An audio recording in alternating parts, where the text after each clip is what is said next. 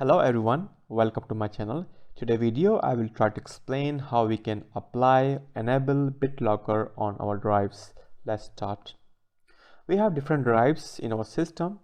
We can apply BitLocker on our drives. Okay, let's start.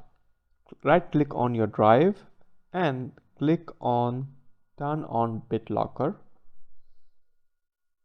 You can use a password to unlock the drive, or you can use a smart card or maybe USB or something else, but I will use a password to unlock the drive. I will write my password here.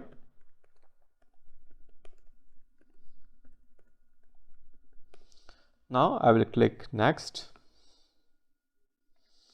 Now you can save your password. The recovery key is a save to a file. You can save to a file, you can save to a USB flash drive, you can save to Azura AD account, you can print your recovery key, but I will save to a file.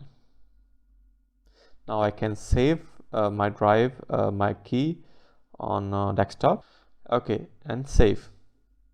And now click on next, click on next, click on next, and start encrypting. Encryption of this is complete.